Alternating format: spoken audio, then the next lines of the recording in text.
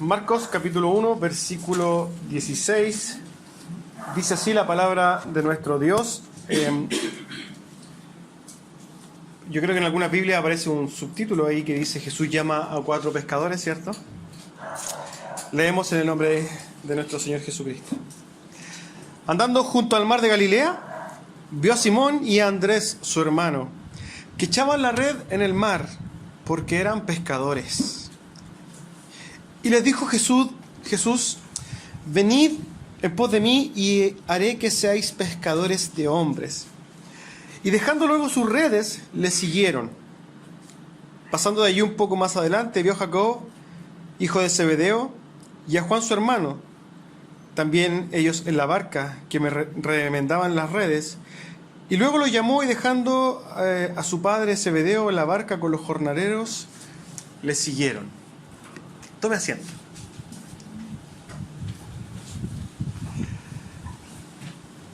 El libro de Marcos, en estos 5 versículos, nos deja bastantes dudas porque es bastante escueto, es bien corto y nos podría dejar varias dudas. Por lo mismo es que nosotros vamos a poder recurrir a los libros sinópticos para poder entender de mayor forma lo que aquí está pasando. Y específicamente nos vamos a ir a Lucas 5. Pero antes de eso, y a modo de introducción, y aquí les voy a pedir que tomen mucha atención de lo que vamos a hablar, porque el tema de hoy día creo que es muy, muy importante. El sermón del monte, el título del sermón de hoy día se llama ¿Por qué seguir a Cristo? A modo de introducción, entonces, existe un hombre llamado George Soros. Este hombre es una de las personas más ricas del planeta. Soros es conocido como uno de los principales financistas del movimiento progresista. Ustedes preguntarán, ¿qué es el movimiento progresista? Y yo no sé si ustedes han visto algunas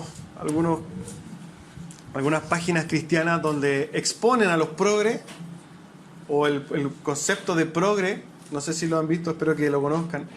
Pero básicamente el progresismo es una forma de pensar que se ha venido instaurando desde hace bastantes años, que busca establecer en la sociedad valores totalmente anticristianos.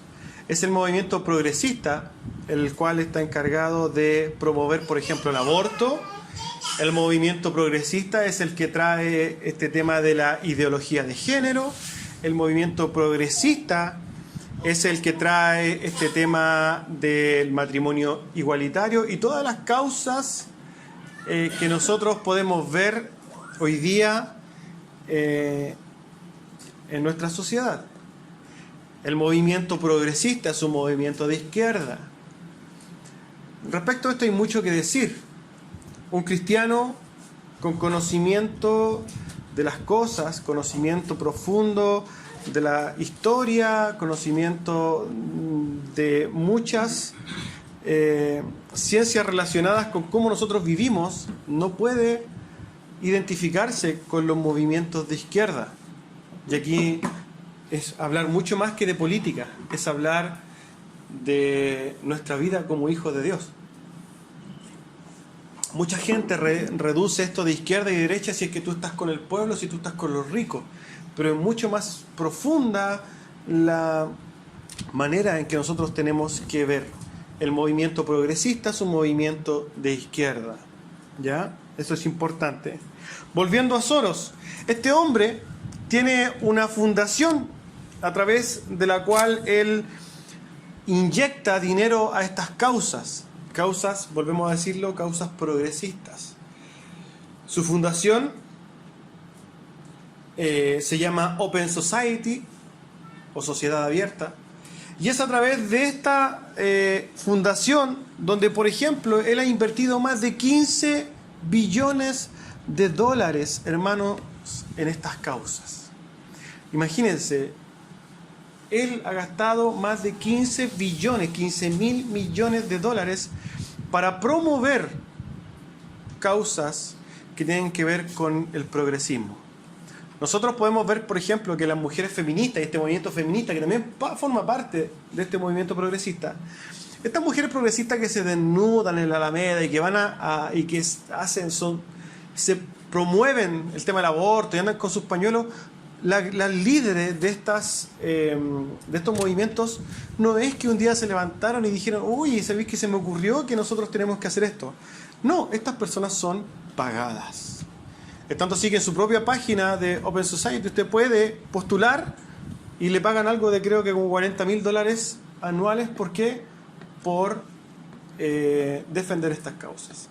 Hay una brasilera muy famosa que fue una de las principales precursoras de este movimiento en Brasil, de apellido Winter, si es que no me equivoco, y ella muestra toda esta realidad, cómo a ella la llevaron, por ejemplo, creo que fue a un país nórdico donde la enseñaron y después claramente las traen para acá, y todo este movimiento donde ellos estaban coludidos con la prensa, están coludidos con ciertos políticos. ¿Para qué? Para instaurar estas causas. El movimiento que nosotros nos pillamos por sorpresa hoy día en los últimos 10 años, porque hace 10 años nadie andaba diciendo ni viendo marchas de aborto por la calle ni matrimonio igualitario. No son cosas que nacen espontáneamente, sino que son planes que gente ha tratado de imponer a la sociedad. Ahora ustedes se van a preguntar ¿por qué? ¿Por qué esta gente hace esto? Esto es lo que se conoce como la batalla cultural. Recuerde este concepto, batalla cultural. No es como una guerra como la que vemos nosotros donde tú vas a conquistar un país. No es una guerra que busca, por ejemplo, apoderarse del petróleo de Venezuela. No, esta es una causa mucho más profunda y tiene que ver con cómo yo me apodero, estas personas, cómo nos apoderamos de la forma de pensar de la gente. Esto buscan estas causas. La causa progresista ha tratado continuamente de cambiar la forma de pensar del ciudadano promedio. Y el problema es que él lo ha logrado. Hoy día usted le pregunta a cualquier persona, ¿y qué opinas del aborto? Ah, sí, yo creo que sí. Sin entender nada. ¿Por qué? Porque lo escuchó. ¿Por qué? Porque en la tele usted dice todos los días aparecen estos progres, y aquí nosotros podemos ver el Festival de Viña, por ejemplo, todos los artistas se identifican con los movimientos progresistas. Todos. Usted ve a Mon Laferte, ícono del movimiento progresista. Usted ve a la gente que está en la calle, ¡ay, todos! Y se supone que esto es popular, esto es lo que corresponde. Pero fíjense que hay gente que está pagando ¿para qué? Para que la forma de pensar del ciudadano promedio sea cambiada. Esta es la batalla cultural que ellos están empecinados en financiar, promover. Cuando usted se va, por ejemplo, ¿a dónde se han ido los financiamientos de esta Open Society tratando de manipular a la sociedad? Ustedes se van a dar cuenta que hay dos grandes focos donde ellos atacan. Los medios de prensa, que están, la gran mayoría son todos progresistas. ¿Ustedes cuántas veces han visto un animador de televisión abogando contra el aborto? No. Prácticamente no existen. Y si hablan mucho, los echan. Pero todos, oye, que la igualdad de género, y todos están comprometidos con esta causa. ¿Por qué? Porque son financiados. Y lo otro, donde la gran mayoría de los recursos van, fíjense que son las universidades. Las universidades, hermanos, en los últimos años nosotros nos hemos dado cuenta cómo son son centros de cultivos de gente de izquierda, con pensamientos progresistas. La gente, un niño cristiano va a una iglesia, va a la universidad, entra a la universidad y ahí, ¿qué hace? Se le hace un cambio de mente. Esta batalla cultural empiezan, ¿por qué? Porque se le empieza a meter todo este pensamiento y claro, la gran mayoría de los universitarios salen con pensamientos progresistas de las universidades. ¿Por qué hacen esto? ¿Por qué? Porque la izquierda históricamente ha sido muy inteligente para poder establecer esta batalla. El tema es que el ciudadano promedio no se da cuenta de esto. Hoy día vemos un montón de gente pidiendo revolución, revolución, revolución. Pero lo que está pasando aquí, hermanos, no sea inocente. Lo que está pasando en este país es un movimiento de izquierda. Ayer yo les compartí un video que solamente muestra algo respecto de un discurso que se da en la conferencia de San Pablo, donde se junta la izquierda latinoamericana y mundial, y cómo de alguna forma se ponen estos planes de revolución, entre comillas, donde nosotros hoy día vemos la primera línea, donde, insistimos, no hay banderas, por ejemplo, de Jesucristo. Yo no he visto ni una. No hay insignias, ¿cierto?, de la libertad, digamos, real. Aparece, por ejemplo, el Che Guevara, y la gran mayoría de las personas que están en primera línea y que defienden y no se identifican con el Che Guevara, ni siquiera saben quién fue el Che Guevara, y no saben que fue un asesino. Hoy día toda esta gente, la gran mayoría de esta gente que está perteneciendo a este movimiento dice, oye, es que yo quiero igualdad y queremos instaurar un movimiento venezolano-cubano, y nosotros vemos lo que ha pasado con esos países donde las libertades prácticamente no existen. Hermanos, cuando nosotros hablamos de derechas o izquierdas, tenemos que irnos a la batalla cultural.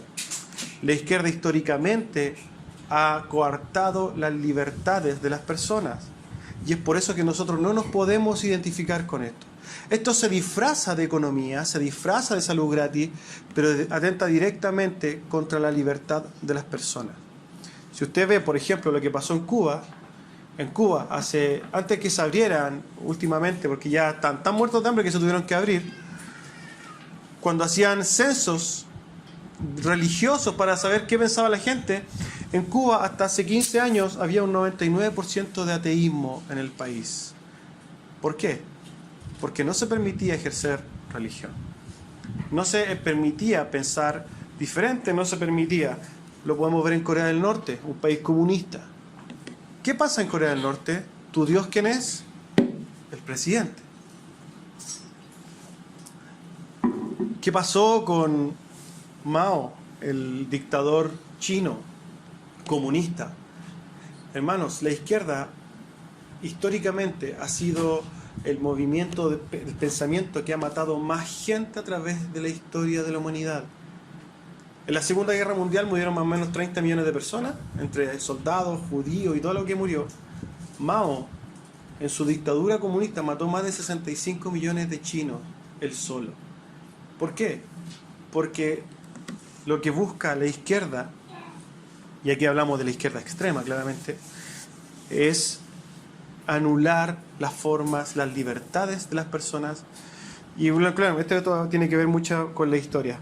Volviendo a nosotros y a esta batalla cultural que nosotros podemos ver, es que Soros, invirtiendo una cantidad de millones y millones y millones de dólares para cambiar la forma de pensar de usted, hermano, tiene un objetivo primario, y es cambiar su forma de vivir, su forma de ver las cosas, condicionar su vida en pos de sus ideales.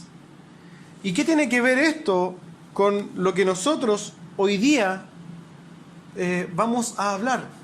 Y esto tiene que ver mucho, ¿por qué? Porque nosotros hacemos lo que creemos, hermanos. Fíjense, todos nosotros hacemos lo que creemos. Nos movemos en base a lo que nuestra cabeza piensa. Por ejemplo, si yo pienso que el tiempo de vida yo lo tengo que comprar, como una película de ficción que aparecía, ¿yo cómo voy a vivir? Voy a vivir condicionado en buscar recursos y comprar más tiempo para vivir, ¿cierto? Pero no es nuestra realidad, no es. Este es un caso, un ejemplo extremo. Por ejemplo, si nosotros supiéramos en nuestra mente que no necesitamos trabajar porque todo lo que tenemos lo vamos a recibir gratis, ¿qué haríamos? Estaríamos todo el día echados. Lo que nosotros sabemos es cómo nos movemos.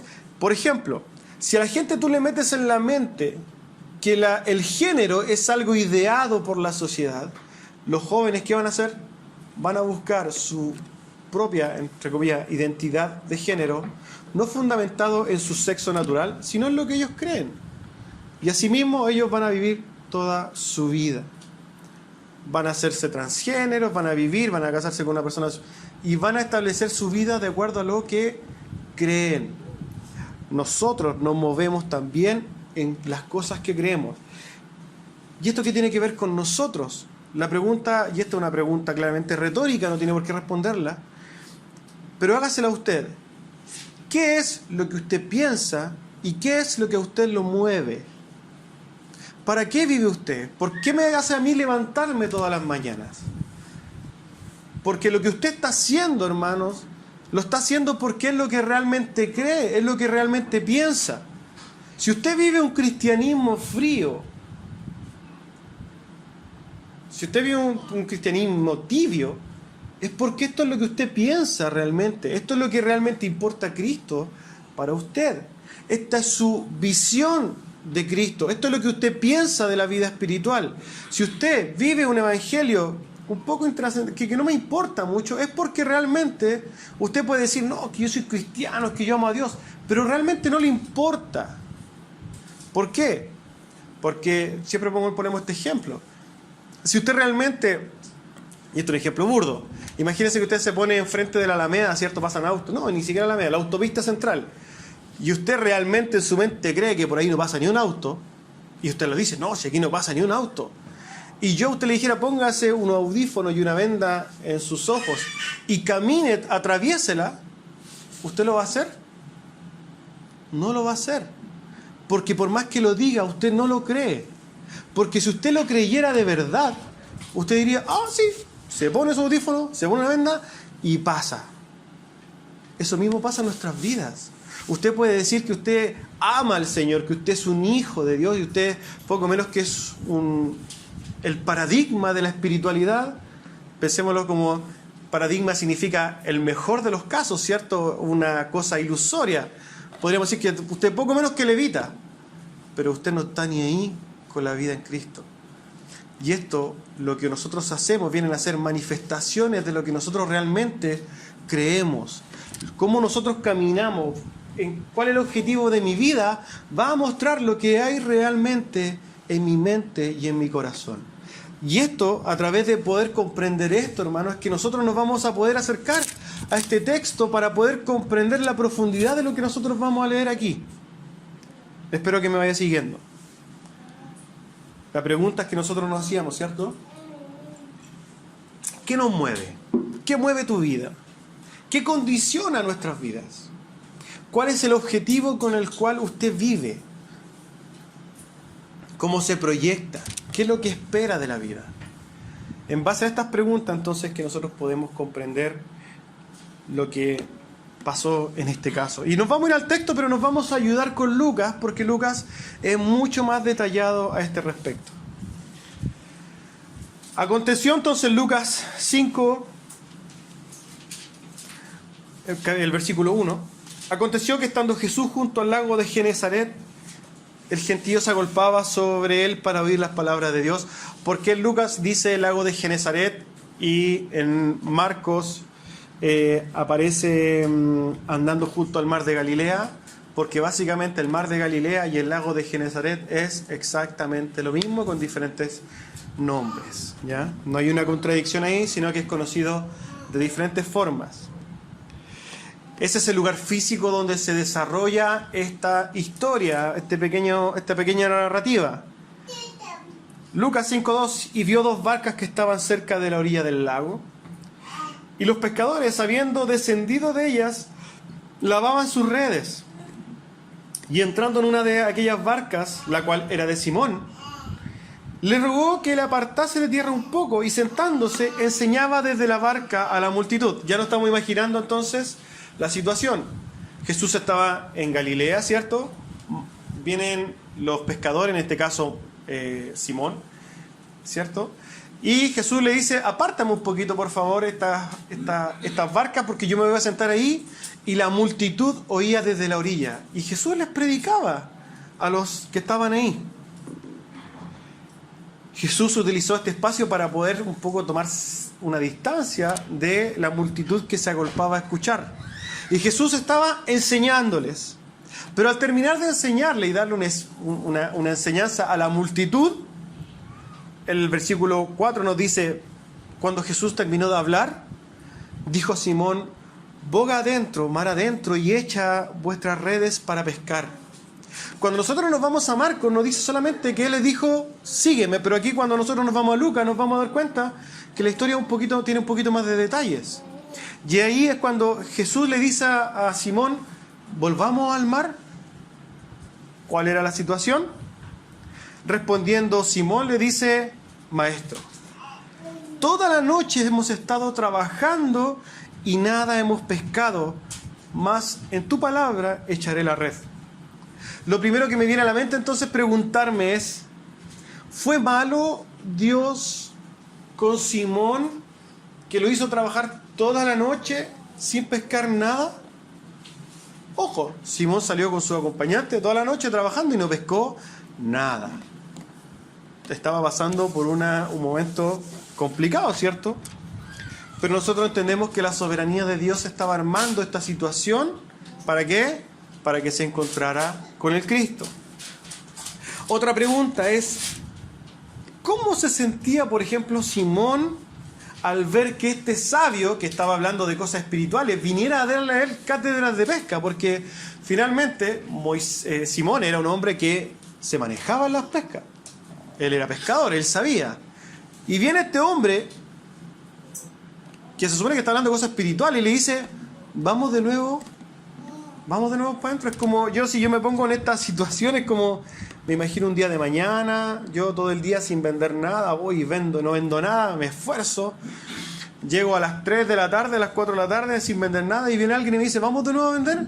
Yo le dije: no, si el día está cerrado, yo ya fui. Pero voy con él y ¿qué pasa? Empiezo a vender de una forma milagrosa. Este es mi caso particular. Pensemos en Simón. Simón estaba un poco aburrido, cansado de trabajar toda la noche. Más encima viene este maestro y le pide la barca para hablar. Bueno, ya, ocúpala. Pero podemos entender entonces que Simón estaba escuchando lo que Jesús estaba enseñando. Y lo que Jesús debe haber dicho en ese momento debe haber gatillado algo en Simón para que él diga: mira, ¿sabéis qué? He trabajado toda la noche, no pesqué nada, pero en tu palabra voy a ir. En otras palabras, está como diciéndole: si todo lo que tú dices, que eres, se supone, el Hijo de Dios, el Mesías, el grande, el poderoso, te voy a dar una oportunidad. Demuestra de alguna forma si es que lo que tú dices es tan así. Es por eso que Simón le dice: en tu palabra voy a ir.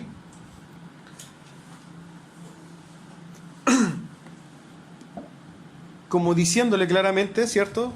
Si lo que él enseña, lo que él dice es tan tangible.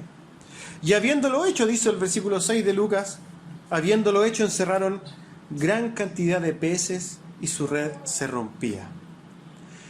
Tal como nadie se imaginaba lo que iba a pasar en este pasaje, Moisés va con Jesús, ¿cierto? Se meten de nuevo y dice la palabra que sacaban una gran cantidad de peces. Después de haber no pescado nada toda la noche, de repente pescan una cantidad de peces, tanto que la red se rompía.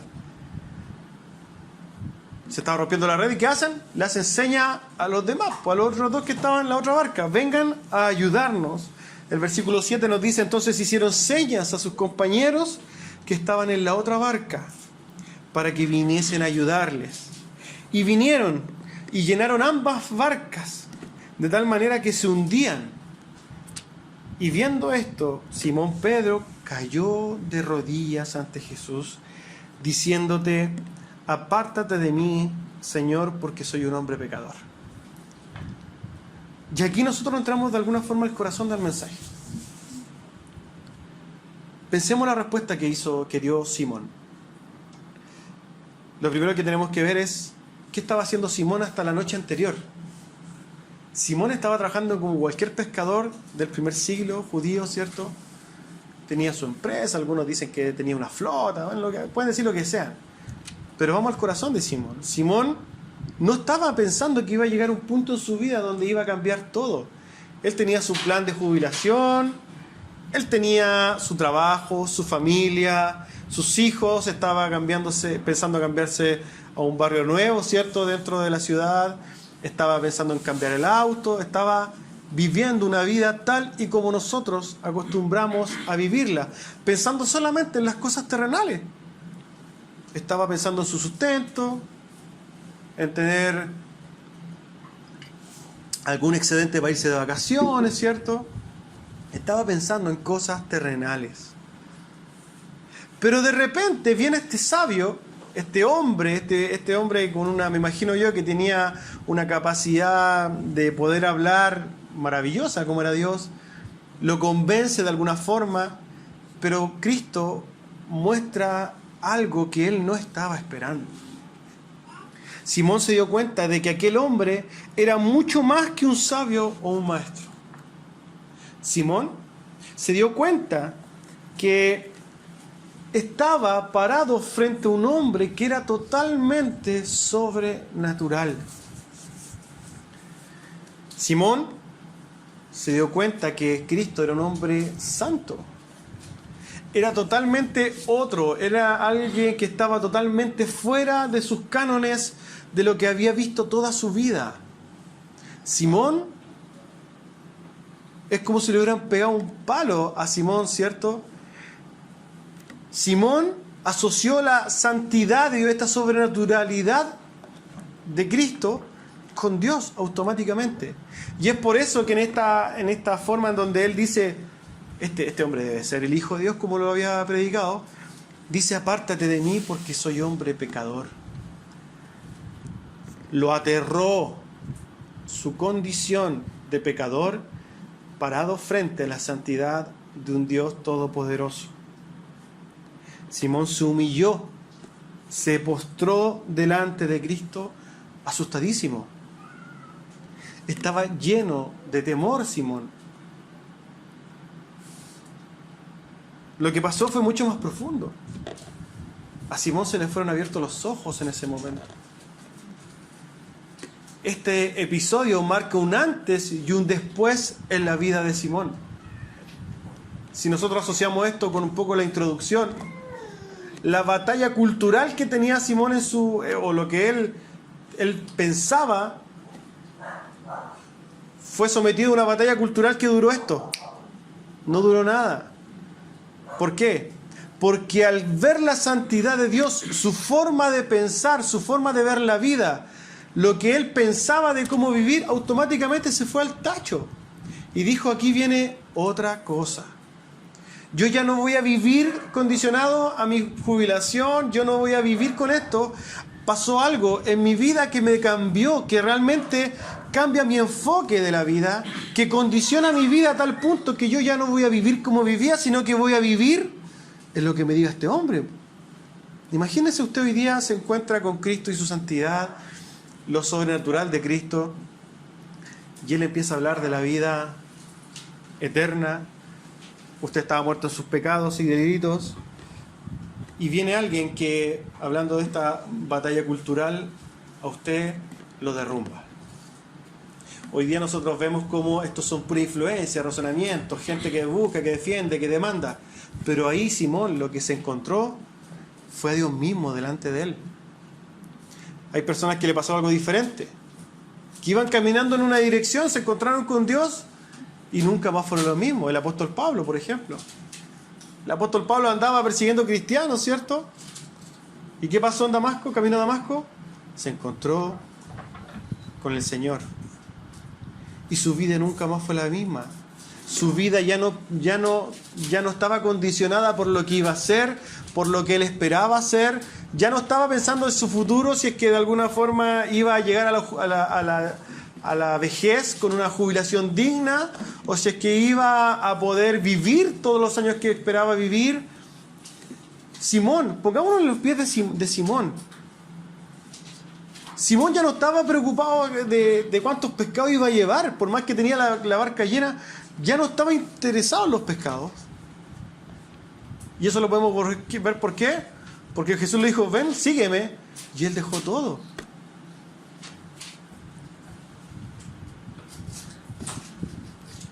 Versículo 10. Y asimismo Jacob y Juan, hijo de Zebedeo, que eran compañeros de Simón, que fueron los que le fueron a ayudar a traer tanta pesca, ¿cierto? Eran compañeros de Simón. Pero Jesús dijo a Simón: no temas, porque desde ahora serás pescador de hombres. Fíjense la respuesta de Jesús. Jesús muestra un poco de su santidad, de su todo poder, a Simón. Simón se asusta al ver la santidad de Dios, porque la santidad de Dios debe generarnos un temor, un pavor, ¿cierto? Pero ¿cuál fue la respuesta de Cristo? ¿Castigo? ¿Justicia? Ni siquiera castigo. ¿Justicia? No. Misericordia. La respuesta del Salvador fue una respuesta en misericordia. Tal como Simón, Jacob o Juan, nosotros somos todos pecadores igual que ellos. Y recibimos la misma misericordia, pero quiero llevarlo más allá. No solamente Cristo manifestó su misericordia con ellos y una promesa y una oportunidad de darlos, ponerlos en una situación mucho más trascendente, más importante, que era la de ser pescadores de hombres. A nosotros también nos dio esa oportunidad. A cada uno de nosotros, hermanos míos, Cristo hizo lo mismo que con aquellos. Primero, perdonó nuestros pecados. Pero segundo, nos da la oportunidad de ser parte de algo mucho más trascendente, mucho más importante aún que esta batalla cultural en la mente de las personas. Estamos hablando de algo que es totalmente eterno, y es ser pescadores de hombres, pensar, vivir condicionados por las cosas espirituales, la expansión del reino de nuestro Dios. Pero lo terrible de esto es lo siguiente. Nosotros no estábamos en una barca, hermano. Nosotros no estábamos pescando, y ninguno de nosotros era pescador. Nosotros no vivimos lo mismo que Simón, ¿cierto? Pero la respuesta de Cristo, el llamado de Cristo, la oferta quizás de Cristo, es la misma. Pero el problema terrible es que nosotros y cada uno de nosotros, a diferencia de Simón, nosotros hemos respondido de una forma totalmente diferente. ¿Qué hizo Simón? Dejó todo. El texto nos dice, él dejó todo, y nosotros podemos ver a través del Evangelio cómo Pedro, después de ser un pescador, se transformó en el líder de la iglesia de Jesucristo. Lo dejó todo, hermano. ¿Usted cree que, por ejemplo, Pedro pensó, oye, pero si yo sigo a Cristo me van a matar? Y voy a morir crucificado al revés porque no quiero morir como en Cristo. O pensó las penitencias que iba a estar preso, pensó las consecuencias, pensó de alguna forma él en decir, oye, ¿qué va a pasar con mi jubilación? Nosotros, ¿cómo respondemos? Pero si va a tener que seguir a Cristo, entonces las preguntas que nos hacemos nosotros, ¿me voy a tener que privar de ciertas cosas? ¿Voy a tener que dejar de hacer ciertas cosas? ¿Voy a tener que esforzarme realmente por seguir a Cristo? ¿Va a requerir de mí un esfuerzo? ¿Me voy a tener que olvidar un poco de mí? Pues si nosotros estamos pensando hoy día en lo felices que somos en el mundo.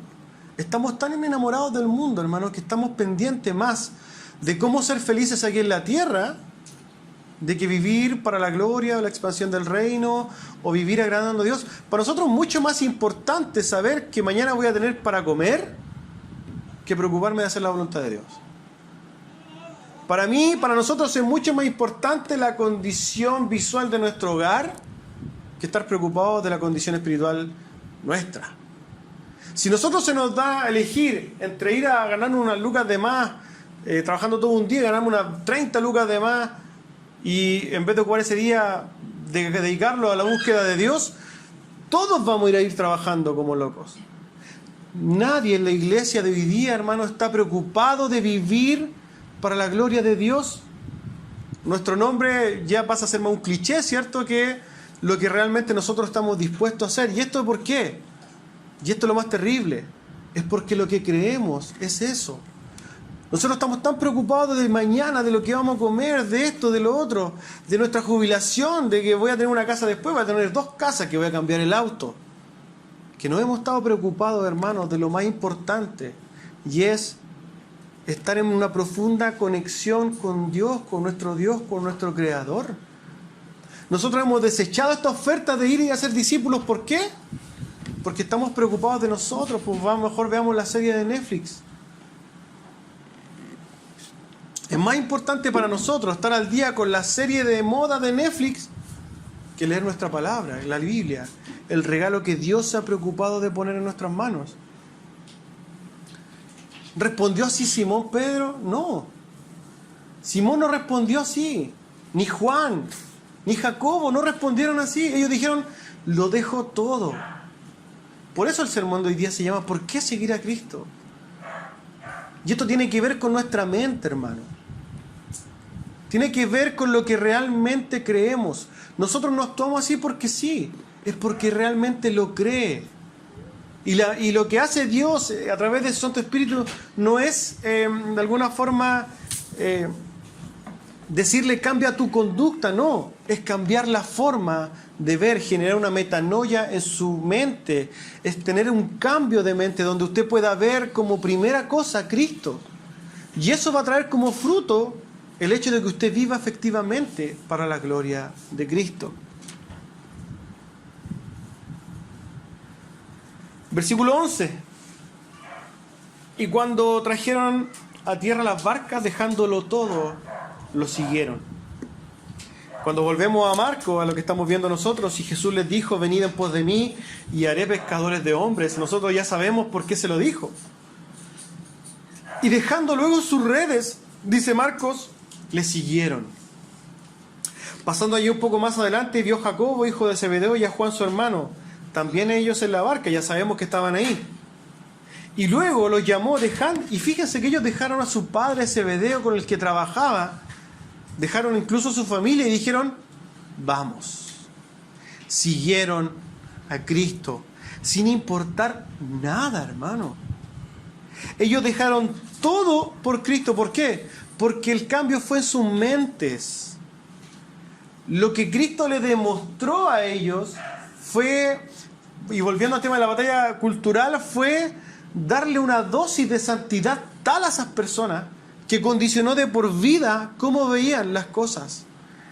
Ellos se dieron cuenta de que había un rey, ¿cierto? ¿Y qué entendieron esto? Que vivir en pos de ese rey, vivir siguiendo a Cristo, era más importante que todos los días de pesca que podrían haber tenido.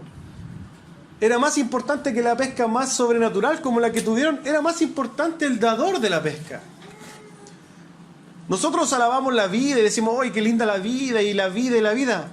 Pero es más importante, hermano, el dador de la vida. Sus mentes fueron cambiados, sus corazones fueron cambiados. Hasta esa mañana ellos tenían un plan de vida, ¿cierto? Tenían un plan de jubilación y eso se fue. Ya no importaba. Lo que pasó con esos hombres es que tuvieron un nuevo entendimiento. Sus mentes fueron cambiadas. Comenzaron a ver, fíjense, lo que los demás no ven. Pregúntese esto, hermano. ¿Usted está viendo lo que los demás no ven? ¿O está mirando igual que el mundo? Porque si usted está mirando igual que el mundo, usted está preocupado de hacer lo mismo que hace el mundo. Ocupando su tiempo igual como lo hace el mundo. Y si usted se parece al mundo, usted es del mundo. No hay dos lecturas respecto a esto. Un hijo de Dios busca las cosas de Dios. Busca crecer en el conocimiento de su Dios. Busca servir a Dios. Busca morir a sí mismo. Busca todas las cosas que nosotros entendemos por espirituales. Pero si usted vive en pos del mundo, usted vive preocupado del mundo, usted sabe más el último, no sé, meme, la última serie de Netflix que los versículos de la Biblia, usted, hermano, usted está perdido. Y tengo que cumplir la obligación de decirlo. ¿Por qué? Porque es triste que usted piense que es un hombre salvo y cuando usted se muera, hermano, usted se va a consumir. No desperdicie lo que Dios le ha dado en tonteras. Cambie su mente, hermano. Póngase en los pies de esos apóstoles y hagan las decisiones, tomen las decisiones que esos apóstoles tomaron. Estoy seguro que esos apóstoles, hermanos, no se están consumiendo en el infierno, están en el cielo. Porque sus obras hablaron de qué? De que ellos realmente creían que seguir a Cristo era lo más importante que podían hacer. Esos hombres, hermanos, habían encontrado la vida en un mundo de muertos. Esos hombres, hermanos, habían encontrado agua en el desierto. Esos hombres nunca iban a seguir caminando como habían caminado hasta ese día. Piensa en esto. ¿Usted desde que conoció a Cristo camina diferente? ¿O sigue la corriente del mundo tal como antes, pero ahora va a la iglesia? La diferencia es mucho más profunda, hermano, que marcar un domingo para ir a la iglesia. Es caminar diferente, con objetivos diferentes, preocupados para la gloria de Dios más que de nosotros mismos.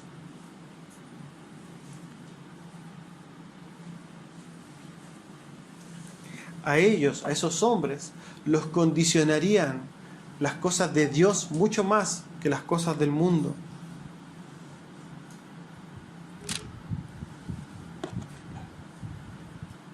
Ellos entendieron entonces, hermanos, que lo más importante que podían hacer en sus vidas era seguir a Cristo. No hay nada más importante, hermano, que seguir a Cristo. No hay nada ni siquiera que se le llegue a los pies más importante que seguir a Cristo. La belleza de Cristo, la grandeza de Cristo es mucho más importante que todos los videos chistosos que usted pueda ver en su vida. Que todas las pizzas ricas que se pueda comer, que todo el lujo que se pueda dar, que tenga el mejor auto. Es más importante poder contemplar la belleza de Cristo. Usted no va a andar preocupado de tonteras cuando comprenda realmente la belleza de nuestro Dios. Hay ejemplos de hombres que realmente a través de la historia de la Biblia nosotros podemos ver cómo realmente fueron cambiados a través de un choque de santidad. El endemoniado gadareno. Fíjense lo que pasó con el endemoniado.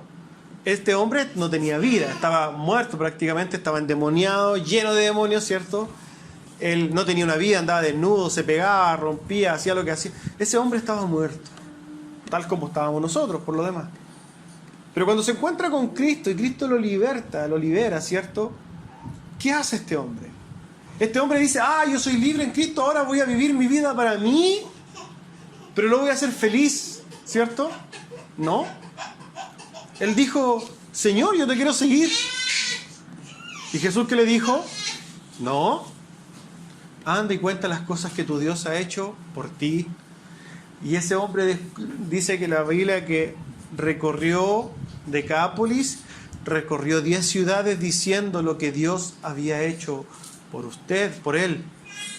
Ahora nosotros, que estábamos muertos en la misma situación que el del gadareno, ¿cierto?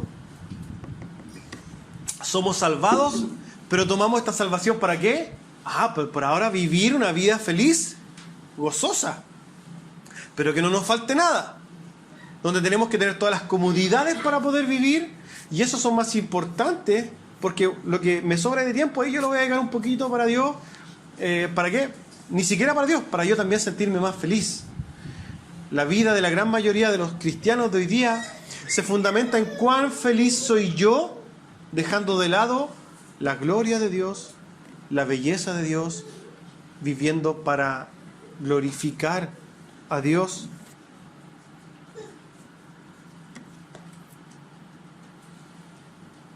La verdad que estos hombres, hermanos, estos apóstoles que Cristo llamó, comprendieron que Jesús era lo más hermoso. La pregunta para usted, ¿Cristo es lo más hermoso? Y las cosas que tienen que ver con la santidad, con buscar a Dios, ¿son lo más hermoso? ¿Somos lo más importante? ¿O estamos más preocupados de cómo yo me siento? Estoy preocupado de que mis hermanos me llamen para saber cómo estoy. Estoy preocupado de que los demás se preocupen realmente de mi situación económica porque estoy pasando por un problema terrible. Y si no se preocupan por mí, me siento. ¿A qué tipo de cristianismo hemos llegado hoy día en el siglo XXI, hermano? El seguir a Cristo tiene ciertas connotaciones. Mateo 16:24 dice lo siguiente: el que quiere venir en pos de mí, niéguese a sí mismo, tome su cruz cada día y sígame. no es solamente seguir y yo, pero voy a seguir a Cristo, pero yo llevo mi auto, llevo mi casa, llevo mi familia, llevo todas las cosas junto a seguir a Cristo. No, déjelo todo.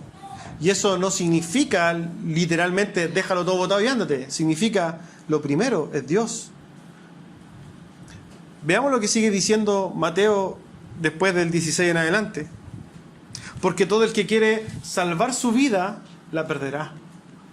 Pero aquel que pierda su vida a causa de mí, la hallará.